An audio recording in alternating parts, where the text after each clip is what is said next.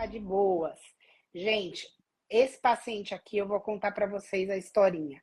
Um paciente que chegou, vítima de politrauma, ele estava na UTI, entubado por rebaixamento de nível de consciência, porque ele teve um PCE, e ele estava ventilado, né, em ventilação mecânica e tubo orotraqueal por 8 dias.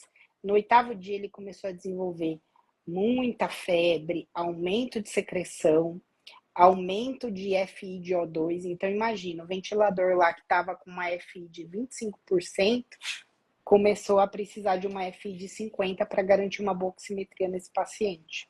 Ele piorou trocas ventilatórias. E aí, o que o intensivista fez? Como esse paciente estava estável, só tinha piorado do ponto de vista ventilatório, ele coletou secreção traqueal, tá? E nessa secreção traqueal veio uma pseudomonas. Ai, ai, ai, pseudomonas, que medo! E essa pseudomonas, gente, ela era sensível a tudo. É uma pseudomonas multissensível, resistente somente ao imipenem. Imipenem cilastatina, que a gente faz na prática, né? O que vocês fariam no tratamento desse paciente com uma pneumonia associada à ventilação? Por que pneumonia associada à ventilação? Nova consolidação, piora de trocas, febre e também aí piora de secreção no tubo traqueal, né? O que a gente faria para tratar essa PAV nesse paciente com essa pseudomonas? Vem, Clarissa. Essa tá fácil. Tá fácil, gente. A gente deu essa resposta num casinho no feed, vai? Tomar mais faria leva. Eu trouxe uma opção, pode ser para pneumonia, sim. São opções. Só que o que eu quis trazer nessa discussão com esse antibiograma aqui, tá? É que mostrar que a pseudomonas ela é uma bactéria muito inteligente a nível de aquisição de resistência. Esse aí é um exemplo clássico de resistência que a gente chama de perda de porina. A pseudomonas não tem a membrana externa, como a gente falou no início dessa aula. A pseudomonas tem uma porina específica para o imipenem. Então, a pseudomonas ela pode perder essa porina e ficar resistente ao imipenem. Isso, para o infecto, a gente pensando um pouco atípico, porque como eu falei, até, não sei, acredito que foi ontem, até não sei, hoje, já nem lembro mais, tô toda esclerosada. Mas a questão é a seguinte, a gente não analisa por classes o antibiograma, muita gente pode parar, poxa, tá com imipenem resistente, será que eu posso usar meropenem? Será que eu perdi toda a classe? Então, nesse caso, não. A gente tem um tipo de resistência, seria a perda de porina, específico ao imipenem. Inclusive, para os mais espertos que leem as letrinhas pequenas, estava escrito isso no rodapé. Só a gente que leu. Exatamente, só eu leio. Então lá, a pseudomonas perdeu o imipenem. Tem a porina específica, imipenem, que perdeu. Então tá escrito isso no rodapé. Então você tem a pesca aí que já vai te ajudar. Então a gente pode sim usar meropenem, a gente pode usar outro carbapenêmico e a gente pode, só que tá. E como é raciocínio? Eu tenho vários antibióticos, muita gente falando aí pipetazo, deixa a Bruninho falar. É a diferença entre poder, eu posso, eu devo? Não. Isso. Tá? Por quê? Além de salvar o paciente, a gente tem que salvar o futuro. Lembra disso. Então, qual que é o nosso raciocínio ao prescrever um antibiótico contra pseudomonas? Ele tem que ter o espectro mais direcionado possível para pseudomonas. Eu não quero cobrir estáfilo, eu não quero cobrir anaeróbio, eu quero cobrir a pseudomonas, certo? E aí, muita gente contou várias coisas legais aqui, ó. Sugeriram cipro, sugeriram levo, sugeriram pipetazo. Eu posso sugerir? usar todas, assim, como o Bruninho falou, poder, pode. Mas de todas essas opções, qual é que tem o espectro mais direcionado para pseudomonas? Faça o gol, gente. É uma pseudomonas multissensível. Eu posso dar uma dica, começa com C. E tem o 3. Se alguém falar ceftriaxona, eu vou derrubar essa mesa aqui. Eu vou embora. Se alguém falar ceftriaxona, eu vou embora dessa live. Muito bom! Ceftazidima, gente. Ceftazidima, o famoso Kefadim, né?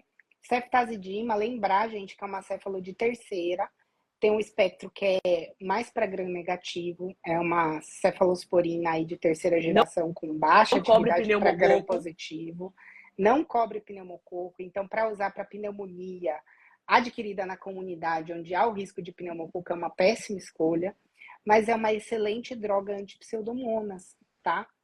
E, gente, pode usar quinolona? Pode. Mas olha só, o paciente está na UTI, está ventilado, ele bateu a cabeça! Ele tem um TCE grave. Aí você vai botar quinolona, aí ele vai convulsionar, aí o neurologista vai te ligar te xingando, falando Aí que a Matheus culpa é vai da ficar puto com a quinolona. gente. Entendeu? Então, não arruma para a cabeça. Pode fazer ceftazidima, que não dá alteração de nível de consciência. Beta-lactâmico é muito seguro do ponto de vista neurológico, né? Não tem uma pressão seletiva a ceftazidima para dar diarreia nesse paciente, para gerar clostrídio, né? Olha que massa essa opção. Pipetazo é o que a galera tem medular para pseudomonas? É. Só que, gente, pipetazo é uma péssima opção nesse caso. Você vai cobrir um monte de coisa que você não quer cobrir. Você vai dar diarreia para o seu paciente. Entre ceftazidima e pipetazo vai dar mais clostridioides. Muito Olha só como a gente mais. não pode dar, como a gente pode oferecer ao paciente um tratamento guiado, melhor e com menos efeitos colaterais, né? Então, ceftazidima aí seria uma escolha de ouro. Escolha. Sempre que você tiver um pseudomonas muito sensível, droga de escolha, ceftazidima. Parênteses, o ponto importante. Ceftazidima na dose para pseudomonas. Dose, qual é a dose, Clary? Com a dose, a gente faz 2 gramas de 8 em 8. Então, alguns antibióticos, a gente muda a dose para ter uma cobertura mais ampla para pseudomonas. Exemplo, pipetazo, tazocin, quando a gente faz de 6 em 6 é para cobrir pseudomonas, de 8 em 8 é só para ISBL. Ceftazidima pode ser usado eventualmente para 1 grama de 8 em 8. Nunca usei, porque eu uso ceftazidima para pseudomonas. Então, eu uso 2 gramas de 8 em 8. Avaliar só a correção para a função renal, também sendo necessário. Perfeito, gente. Então, lembra, a ceftazidima você vai dobrar a dose, 2 gramas de 8 em 8, quando você quiser cobrir pseudomonas ou você quiser que ela penetre aqui, ó, no coco. Aí você dobra a dose também, beleza? Ceftazidima seria uma excelente opção nesse caso. Vamos aprofundar um pouquinho a discussão aqui. Ai, doctor, mas eu vi que cefepima também era sensível. Doutora Clarissa Cerqueira, entre ceftazidima e cefepima, para um vítima de politrauma que bateu a cabeça, teve um TCE e agora tem uma PAV, você ficaria com a ceftazidima ou você deixaria o plantonista prescrever cefepima? Não, ceftazidima, gente. Não, cefepime, não. Cefepime, o que acontece? Até a nível de espectro, a gente tem um espectro maior e eu não preciso. Se eu tenho pseudomonas que eu já isolei, você quer cobrir gram positivo para quê com cefepime? Eu quero cobrir estáfilo. Você tirou estáfilo da onde? Se eu estou falando de pneumonia pseudomonas. Não quero estáfilo, eu quero pseudomonas. Então, vamos poupar isso aí. E lembra, gente, que cefepima, assim, em pacientes com insuficiência renal, especialmente idosos, cefepima, não ajustado para insuficiência renal aguda, foi correlacionado com aumento de risco de convulsão. Mas isso também foi visto, essa encefalopatia por cefepima também foi vista em pacientes com convulsão prévia ou epilepsia prévia, mesmo que controlada, ou pacientes com lesão cerebral estrutural. E o cara bateu a cabeça, o cara tem um TCE, o cara tem um potencial sangramento, talvez, ele tem um foco pró-epileptogênico que o cefepime pode ir lá e transformar numa convulsão. Não seria uma boa opção neste caso também, na minha opinião, eu iria de ceftazidima junto com a Clary. Certo? E João, João matou a pau aí. Encefalopatia por cefepima. Fator confusional, exato. É o paciente que você vai querer estubar, você vai reduzir a sedação dele, e aí você vai falar, ué, ele tá confuso, não falando coisa com coisa aqui, todo agitado por causa do cefepima ou por causa do TCE? Eu não sei. Aí o neuro vai apertar nosso pescoço, vai querer ficar mexendo em antibiótico, e então segura a onda aí. Então vai na ceftazidima e fica com Deus, certo? Bora lá pro próximo caso, Clary? Fui.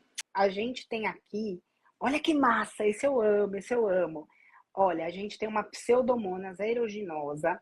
Essa pseudo, ela é de um fragmento de ferida, tá? Eu vou contar essa historinha. É uma paciente, mesma história de sempre. Ela é acamada a longo prazo, porque ela tem um histórico de esclerose múltipla, certo? Já estava em uso de imunoterapia, baixa resposta. E aí ela teve uma úlcera trocantérica. Essa úlcera de trocânter ela foi desbridada.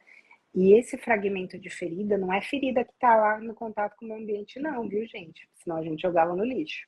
Esse fragmento de ferida é um fragmento operatório, é um fragmento coletado em centro cirúrgico depois de uma boa antisepsia. E isso mostrou uma pseudomonas que ela é sensível a cipro, sensível a levo e resistente a tudo o resto. Amica, cefepima, genta, mero, astronam, ceftazidima, imipenem e pipetazo, certo? Agora, olha aqui, que legal aqui embaixo, ó. Observação. A observação 1 é o que você deveria saber, as resistências intrínsecas da pseudomonas. A observação 2 é aquilo que eu queria frisar com vocês, que essa cepa de pseudo, ela é resistente a carbapenêmicos, mas essa pseudomonas tem um teste fenotípico M-sim negativo, ou seja, essa resistência a carbapenêmico não é enzimática, não é uma carbapenemase. E esse é um erro comum da galera achar que quando o pseudomonas perde carbapenêmico é porque ela está produzindo uma carbapenemase, uma KPC. Errado, gente. Pseudomonas raramente faz método de resistência enzimático. Quando a gente tem método enzimático em pseudomonas, o mais comum é AMP-C, não é serino, não é metalo. E a pseudomonas, ela fica resistente a carbapenêmicos ou porque ela perde a porta, ela perde a porina, ou porque ela aprende a jogar antibiótico para fora, que é a bomba de efluxo. E eu vou chamar a Clary para saber. Gente, coloca aqui no chat, então. Paciente com fragmento de ferida, uma infecção profunda. Vou dar mais uma dica. Essa paciente também isolou no osso essa pseudomonas sensível a quinolonas, certo? Além dessa ferida aí. O que você faria? Uma osteomielite crônica. Com que vocês tratariam? Comenta aqui no chat pra gente. Por favor, interage com a gente. A gente tá carente hoje. Essa pseudo, ela é do mal, mas tem algo chamando ela, assim, pro lado bom da força. E é uma coisa, né, gente, que é muito comum na prática. A gente pega uma osteomielite, uma infecção grave, profunda, né, crônica, de difícil manejo. E muitas vezes o cara que pediu a interconsulta pergunta pra gente: ai, mas ela é resistente a tudo, só sensível a cipro e levo. Eu posso fazer comprimido para uma pseudomonas tão braba? Não é melhor a gente pedir home care com Torgena nesse caso? E aí, Clary, o que você acha?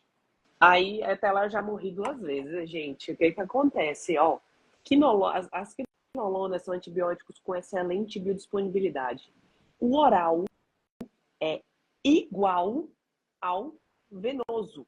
Cipro oral é igual ao venoso, considerando que o paciente tem o trato gastrointestinal íntegro, certo? Então, quinolona venosa é igual a oral. E o que a gente pode fazer? Quinolona. Quinolona leva o cipro. Bem, cipro, ela é a melhor para pseudomonas, mas levo também pode ser utilizada. Avalia aí a posologia, mas cipro, se puder escolher.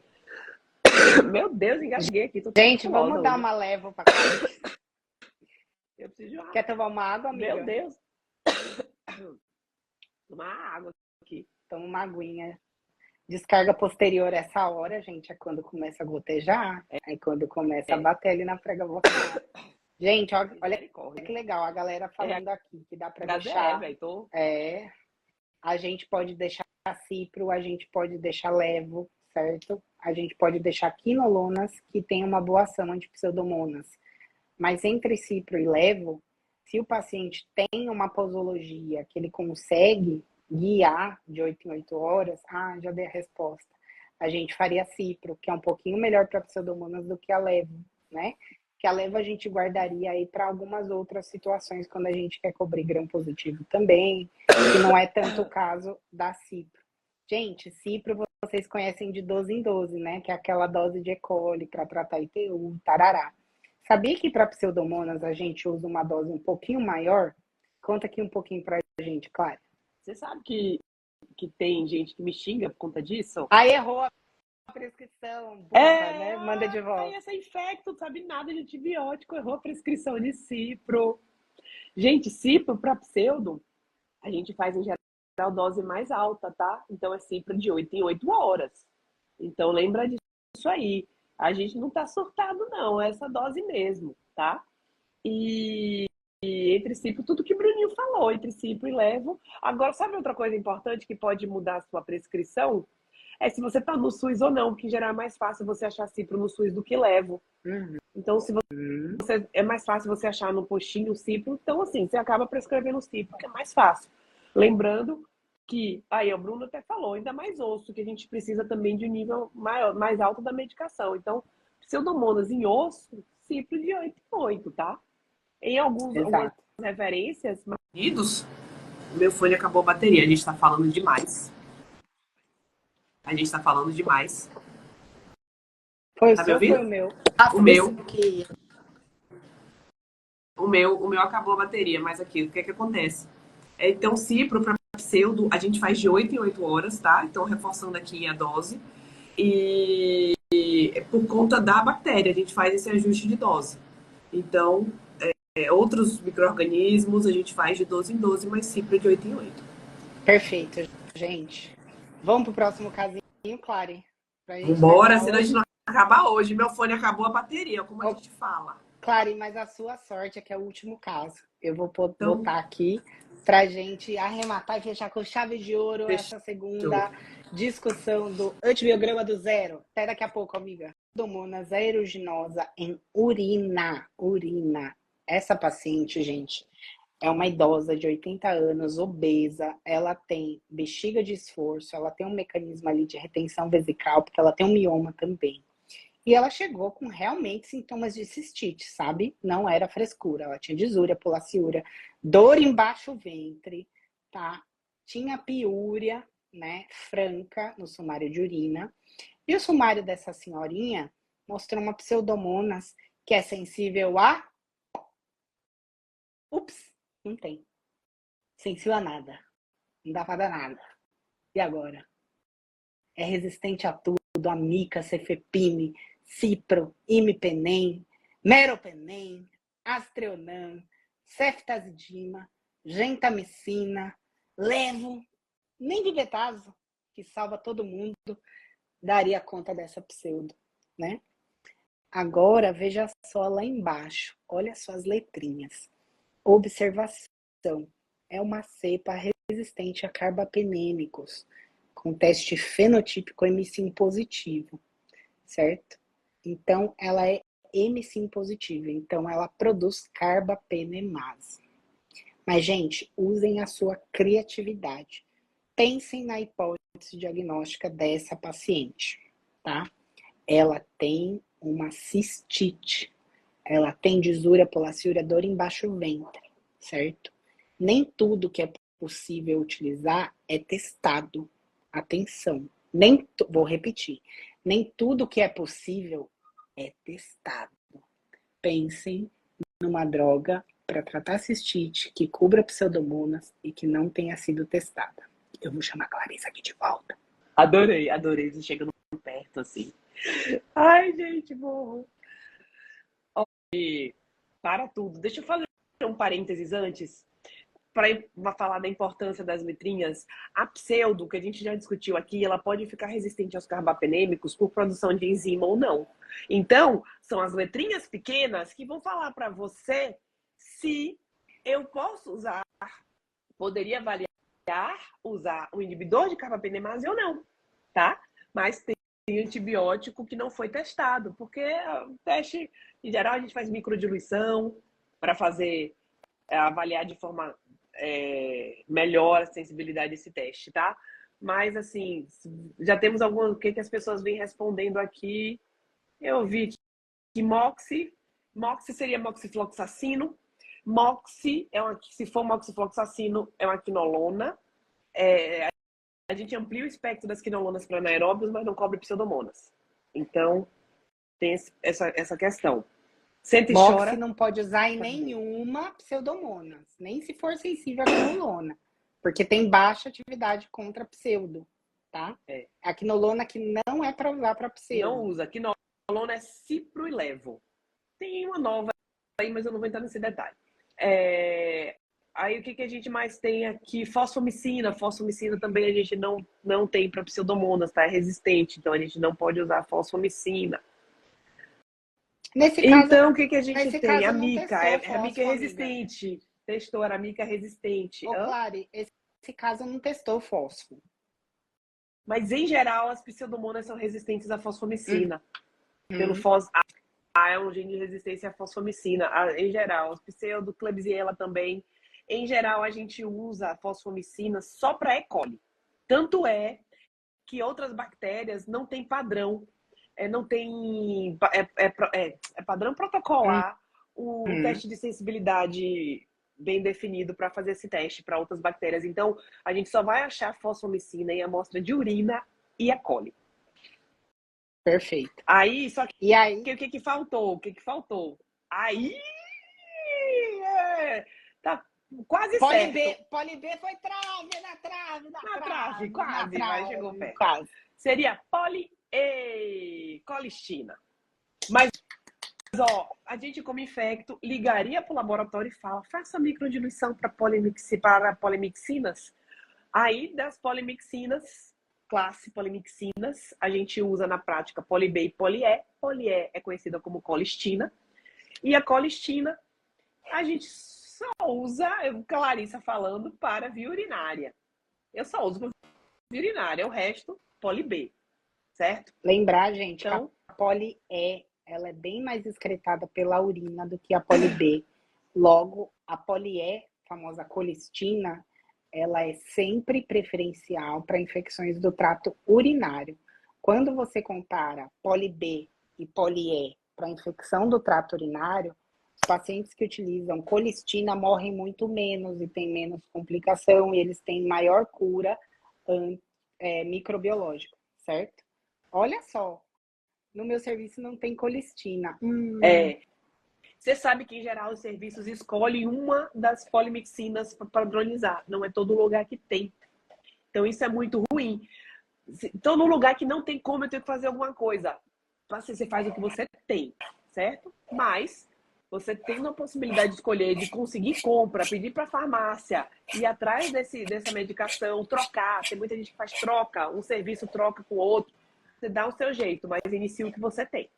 Agora, João, conversa, por favor, com o seu serviço, tá?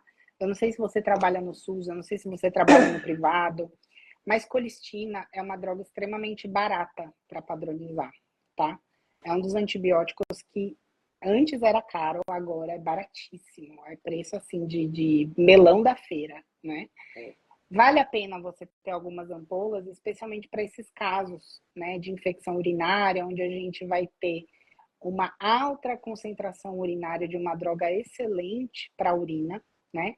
E especialmente em pacientes experimentados, né? Por exemplo, se no seu serviço tem muito paciente com sonda vesical de demora, com alto tempo de hospitalização, eles estão em um risco enorme de ser essa senhorinha com essa pseudo do mal, né? Para uma infecção do trato urinário associada à sonda por MDR, onde você só tem essa opção, colistina pode salvar a vida de uma pessoa. Então, vale a pena manter no seu estoque, não precisa ter 100 quilos de colistina, mas mantenha pelo menos o essencial, fala com o seu diretor técnico, pelo menos para um tratamento inicial e depois conseguir mais de doses. 7 dias, entendeu? E aí você ganha tempo de uma semana para comprar mais doses enquanto você começa a salvar uma vida. Acho que isso é legal a gente pensar também, né? O que a gente pode mudar no nosso estoque? Será que a gente, pedindo um antibiótico a mais que a gente acha necessário, pode salvar alguém? Pode sim, né, Clara? Exatamente. Aí a gente ficaria aí com polimixina. Não é a primeira escolha para infecção nenhuma, só quando a gente só tem essa opção para usar, por conta da toxicidade. A polimixina é um detergente, é um antibiótico, tem uma molécula anfipática, então ela sai degradando, se ligando a várias coisas e dá muito efeito colateral, principalmente para os rins, tá? Então é um antibiótico que pode levar é um antibiótico nefrotóxico, né? Então tem que ficar bem atento aí à função renal enquanto estiver fazendo essa medicação. E neurotóxico também, né, gente? Sim. Lembrar que pacientes que fazem polimixina não pode infundir rápido, tá? A pessoa morre. Então, polimixina, gente, infusão no mínimo aí 40 minutos, 1 hora. Se você faz infusão rápida de polimixina, tem sempre aquele retardado do plantão que vai abrir o equipe, tá? Então, Sim. assim, polimixina, se possível, você vai fazer em bomba de infusão, você não vai fazer em equipe macrogotas aberto, porque se você faz infusão rápida, você vai ter mais apneia, você vai ter mais insuficiência respiratória, hipopneia, e você vai ter mais neurotoxicidade. A gente já viu isso muito na prática, né, Clara? E principalmente no plantão noturno, que a escala de enfermagem quer rodar polimixina rápido para ir lá dividir a pizza, e aí o paciente faz uma preparadinha lá. Gente, tem que ficar vai de devagar, olho. tá? Tem Não que ficar pode, de tem que olho deixar no muito paciente. claro. Não é para aumentar a infusão. Não é. Então, ficar de olho nessa medicação, que tem esses efeitos colaterais aí que a gente pode fazer. Mas, se a gente está fazendo, é porque está indicado, tá? Então, pensar que a gente está tendo o benefício de fazer o tratamento dessa infecção. Então, bota na balança aí risco-benefício, é o que a gente tem. Se o paciente for renal, faz sim, com dose ajustada para a função renal. Exato. Olha só a dúvida de João. Olha que massa. Tratamento com antibiótico intravesical. A gente tem, né? Tem alguns infectos aqui em Salvador que fazem isso. Eu não tenho tanta experiência, mas principalmente os pacientes que fazem ITU associado à sonda vesical, que tem um componente prostático, por exemplo, ou faz retenção por bexiga neurogênica. Muitas vezes você tem uma boa resposta fazendo tratamento intravesical. Isso pode abreviar o tempo de tratamento. Então, em vez de ser uma ITU complicada por MDR, que você vai tratar 14 dias, muitas vezes fazendo endovenoso mais intravesical, você consegue abreviar isso para 7, né? E alguns pacientes a gente faz, né? Terapia intravesical com sonda de 3 vias, amicacina, né? Colistina. Mas tem que tomar cuidado, gente, que isso não é água, tá? Antibiótico não é água. Não sei se te contaram. Ele é um sal, tem efeito colateral, tem efeito local. E às vezes, fazendo antibiótico terapia intravesical, você pode ter alguns problemas, como por exemplo, hematúria, né? Cistite hemorrágica, né?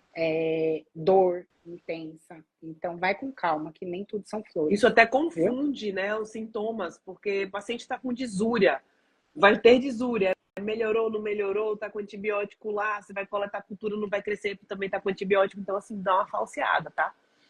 Eu não tenho muita experiência, tá, também com isso, mas é algo que a gente pode dar uma pesquisada depois, até avaliar. Conversar um pouquinho com vocês. Conversar sobre isso, Perfeito?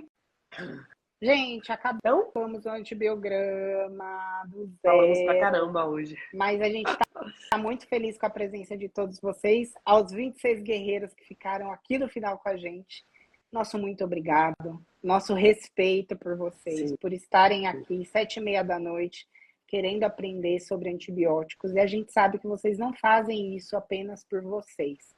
Vocês fazem isso pelos pacientes de vocês e pelo futuro